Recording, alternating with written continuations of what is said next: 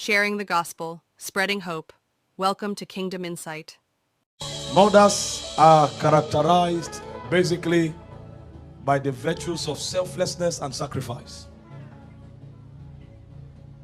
If you ask me, at the plane of humanity, the purest level of soulish interaction you can find is the soulish disposition of a mother, particularly towards her child.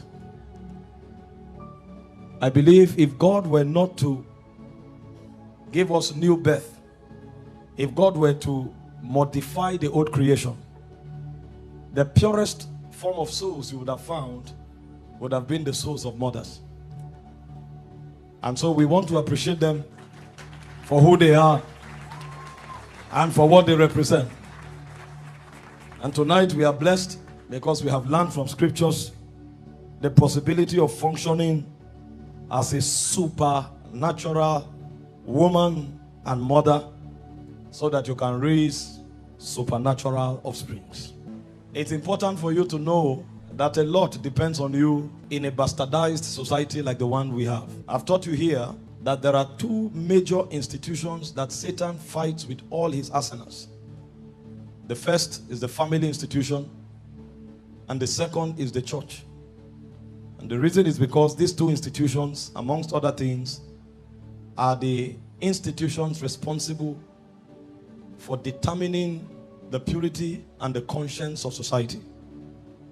If these two institutions are destroyed, government will fail. Every other institution will fail. And so because the devil is a strategic fighter, he directs his arsenals to these two institutions with an attempt to destroy it and then to destroy society. It happens to be that in the family institution, the mother plays a very significant role, and every one of us here who is a woman must pay attention. You must develop and build yourself so that you can build the family institution. Because to a very large extent, a lot depends on you. I don't have time to teach you tonight. The Lord has spoken to us. But I want you to know that there is a ministry that every mother has. And everyone who is hoping to become a mother must pay attention to that ministry. You know, the fivefold ministry is for some, according to Ephesians 4:11. But there are ministries that are specific for mothers. Others can walk in it, but every mother must walk in it or walk in them. The first is the prophetic ministry. Every mother who will be an accurate mother must be prophetic in nature. Because the destiny of your children require prophetic intelligence to be guided. If you read your Bible, you find that most children, before they were born, their mothers had encounters. And they were able to peep into the scrolls of the Spirit to itemize the destinies of those children. The prophetic ministry of mothers is not an office per se. It's actually a height in the Spirit that they get into because of their intercessory enterprise. And so anybody who is preparing to be a mother must journey in priesthood to a point where she can discern from the spirit realm. Otherwise, she will raise useless children. And so motherhood is a very spiritual responsibility. The mother of Samson had encounters. Elizabeth had encounters. Mary had encounters. And so if you are here and you are not yet familiar with the spirit realm, you are not yet ready to be a mother. And so Mother's Day is a call for the activation of the prophetic dimension that is in your spirit. And that prophetic dimension can be born through prayers. We read from Luke chapter 2 verse 36 to 38, a woman called Anna. There was no record that she was prophetic. But when she gave herself to prayer, the portals opened. So any mother who will pray will discern. And if she discerns, then her family has a future. The second ministry of mothers is the ministry of leadership. And leadership in this context speaks of wisdom. The wisdom to build. As a young lady, you can derive so much pleasure in your beauty. But when you are becoming a mother, Wisdom is a factor you cannot do without. Any woman who is not wise will not just destroy her home, but to become part of the problem of society. In 2 Samuel chapter 20 verse 16 to 22, the Bible told us about a woman that demonstrated leadership that delivered the whole nation. Joab, the king of David's army, went to a city to destroy it because a man in that city had risen against the king. And when the army came to destroy the city, a woman cried out and said, "Hear me, hear me." And she summoned the attention of a military general. And when Joab came to her, she said, "It is captured in prophecy that they will get counsel from Abel. So listen." And Joab said, "I listen." And she said, "You can't destroy God's inheritance. The land is the heritage of God. No matter what happened, you can't march an army here to annihilate us. It will be against the counsel of God. Who is he that you are looking for?" And Joab called the name of the son of Bichri. And the woman told her, "Go back with your soldiers. By tomorrow, we will throw the head of the man you are looking for. Go home." And Joab went back, and the whole nation was delivered. No man could stand. But a woman of wisdom stepped out and saved a whole territory. Most of the attacks that will come to the home front, it will not be power that will solve it. It will be wisdom. Either the wisdom you inject into your husband, or the wisdom structure you put in place. Wise women must rise. So Mother's Day is a call for wisdom. The third ministry of mothers is the ministry of worship. A mother must learn to teach the family the way of worship. Anything that happens at home, lead the Thanksgiving procession. You must be the one who is prompt to say, "Let's give God thanks. Let's glorify God." I'm not saying you take the position of the priest. If you study Israel, Moses was the leader. Aaron was the priest. But when they crossed the Red Sea in Exodus 15, verse 20 to 21, it was Miriam that led Israel to give thanks. So every mother must master the art of gratitude. The least thing that God does in the family, lead the family to give God thanks. And you will see how God will multiply his blessings upon the house.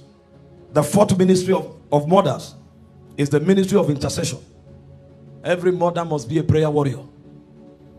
If you don't pray, the white beast we find a pathway into the family.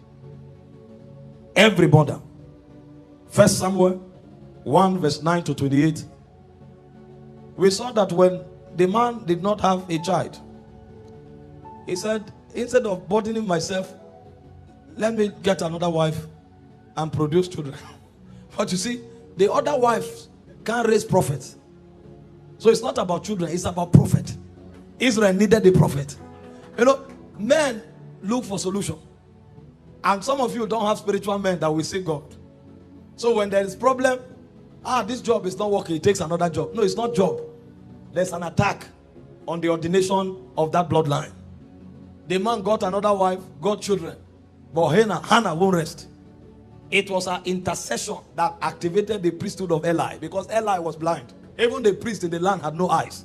The Bible said in those days there was no open vision. The voice of God was scarce. And so there was no help from the priesthood. But a woman began to intercede. Her intercession activated Eli. And Eli said, "Go, you have a child." For the first time, the voice of the priest was heard. And when Samuel was born, the priesthood didn't end until a prophet rose in Israel. We need praying women. We have seen too much mascara, foundation. We have seen gold, diamond. Where are the warriors in the spirit? The women of Shiloh that will not sleep until a prophet is born. Where are those women? We are a generation of Instagram. Fingernails are longer than fork. They can't wash plate anymore because the finger is too long. I'm not against finger, I'm not against mascara, but where are the women that can cry? The Bible said Rachel was weeping for her children. When children are held in bondage, it's women that cry and say, "Restore, restore, restore, restore." Where are the Rachels? I heard a voice in Ramah. Rachel was weeping for her children. We have wayward children on the street. Where are Rachel? Today, people are on drugs. Yahoo, Yahoo everywhere. But we can't find Rachel. Where is the womb of Rachel that will cry and release lamentation over a generation? Children are lost. Lost to gambling. Lost to violence. Lost to manipulation and gimmicks. And we can't find women that cry. In Matthew chapter 2 verse 18, it says, I heard a cry in Ramah. It was not men that were crying. It was Rachel. Rachel was weeping. We need women that can ransom a generation. Our sons can't be given to alcoholism. Our sons cannot become bandits. Our sons with potentials cannot become Yahoo Yahoo people. The soul of a generation must be restored. But the cry of Rachel must be heard. I came to acknowledge and to appreciate you for who you are. But I also came to cast a burden. That you are not just bearing a title. You are sitting in an office. Motherhood is an office. The hope of a generation is resident with mothers. And we need willing men, willing women. Please sit down. The fifth ministry of mothers is teaching and discipleship. I'm sure you saw that already. Titus 2 verse 3 to 5. Say, let the older women teach the younger ones. Our sisters need to be taught. And that's why the ministry of mothers must be restored. We have women today who are ladies and are not transiting to wives and mothers. Because there's a gap. No matter how a father loves the daughter, he doesn't have the utensils to make her become a wife or a mother. That's the ministry of the older women. Even to love their husbands, they have to be taught. Because love is not just a feeling. There are depths to love. When you become a wife, love is submission. Your father can't teach you that. It's your mother that will give you the skill and tell you, listen, there's a way you answer your husband when he's angry. There's a way you talk to your husband when you need him to do something. There's a way you guide your husband. I don't have those skills because I'm not a mother. And if mothers don't rise, divorce will keep increasing. Because your power is not muscles. Your power is wisdom. And that wisdom has to be transferred. Otherwise, you marry your husband and you want to do muscles. After a while, you discover that's not your strength. Because when you finish fighting, you will go home. Your husband, in the night when your husband is sleeping, you will be crying. And the home will be wrecked. And the reason is because mothers are failing. They are not teaching the younger women how to talk to their husbands, how to talk to their children and raise prophets. So we need the teaching ministry of mothers. Teach the younger women. They need to know what it means to be a woman. Those days when we were growing up, the moment you are approaching puberty, when you sit down, they say close your legs. When you start maturing, they tell you don't wear transparent things. Your body is sacred. And they taught them how to wear things under to cover their garments. They taught them how to greet. But today, we have naked women on the street. And sisters have become harlots. Deborahs are wasted because they were not taught. And when you don't teach people, you leave a vacuum. And those vacuums will be accommodated because there are other intelligences from the demonic realm. That's why women think today that they are relevant when they are naked. A body that should be sacred, that should be sought after, now it's on the street everywhere like a buffet. Because we don't have teaching mothers that form ideologies in their children. The sixth ministry of the mother is the ministry of hospitality. That's where large-heartedness comes in. Large-heartedness. The Bible speaks of a woman called Lydia in Acts 16 verse 14 to 15. Even when she died, people were wailing. Look at this garment she gave me. She couldn't die. They had to resurrect her. Peter didn't sense the anointing, but they said no, this one can go. This one is a succor to society. The heart of many women now is so narrow. Narrow. That's why they are raising men who are selfish and self-centered. Those days when we're growing, when it's lunch, you'll see strange people come home. Your mother will say, give them food. He is teaching you something, that what you have does not belong to you alone. It belongs to you and every other person that has need. When you have that orientation, tomorrow if you become a businessman, you will know how to handle people with temperament of mercy and kindness. We have people in power today, they are ruled by self-centeredness because they were not taught hospitality. When neighbor's child is hungry, mother say, enter and eat. Eat your food here. Don't give them. You think you are helping your child? You are raising a self-centered, wicked man who will no longer have compassion when he grows. Hospitality is one of the greatest weapons of mothers. Your child has to say, share with that person. You are teaching him something. That's how we found Bible women. Number 7, mothers are soul winners. They didn't just win individuals, they won nations. The first evangelist was not a man after Jesus rose from the dead. Not one apostle preached the resurrection until Mary Magdalene preached. He is risen. He is risen. The first gospel was preached by a woman. He is risen. Before the apostles discovered. Even in the ministry of Jesus, in Luke chapter 8 from verse 1 to 3, women sponsored it. If mothers don't teach their children their heritage in God, they will raise wayward men.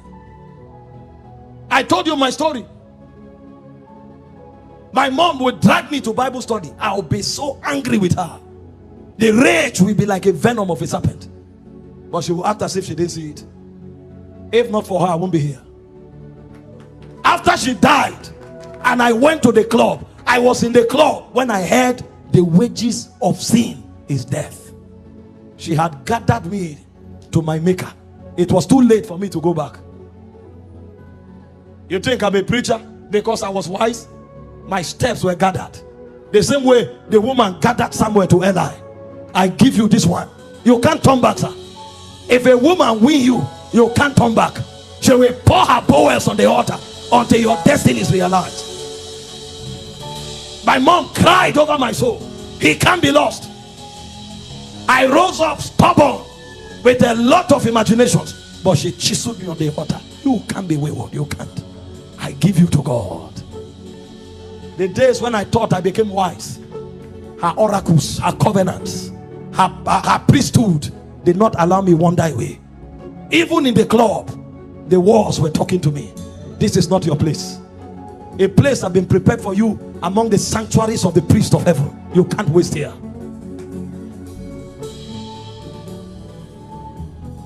Mothers are sacred beings. Make up your mind tonight that you will play your part.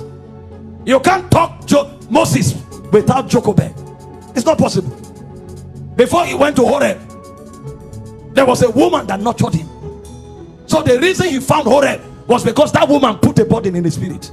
And the Bible says when he was come of age, he refused to be called the son of Pharaoh's daughter. Who did? That you are in Egypt but you are not from Egypt. How come we can't find children that are told that you are in the world but you are not of the world?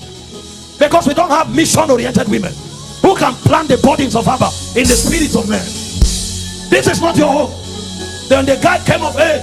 He said, I am not the son of Pharaoh's daughter. I won't become an Egyptian by sentiment. My mother taught me that I came from another dispensation.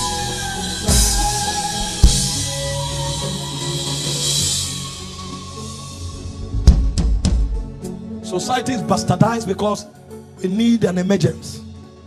That emergence has not happened. The emergence of true mothers in Israel. We need mothers. Mothers in Israel. The 8th ministry of a mother is compassion. Oh, Dorcas, another Lydia kind of woman. The widow of Zarephath. I have just this left to eat with my son and die. No, go and make for me first. What was she thinking? Our society has become conscienceless because in the formative years of children, they didn't learn compassion from their mothers.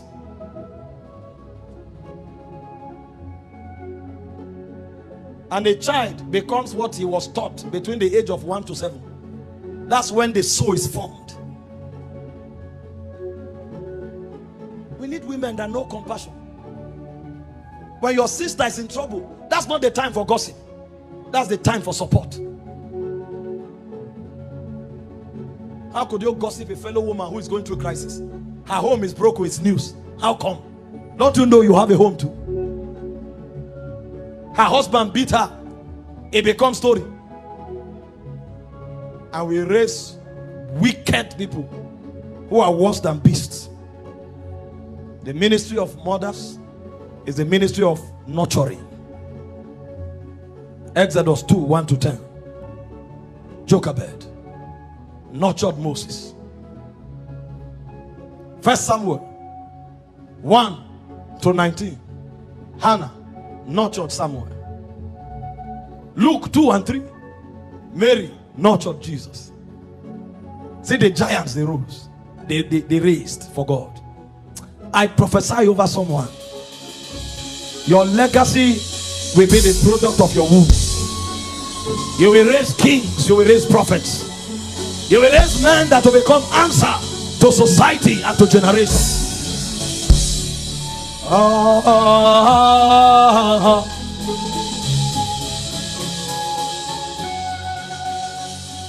Thank you, Father.